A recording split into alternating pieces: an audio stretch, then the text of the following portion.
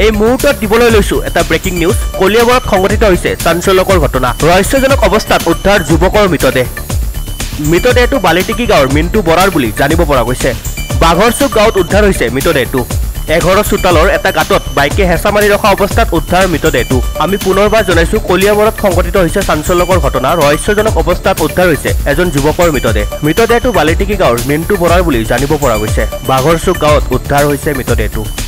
এঘৰৰ চোতালৰ এটা গাঁতত বাইকে হেঁচা মাৰি ৰখা অৱস্থাত উদ্ধাৰ হৈছে মৃতদেহটো।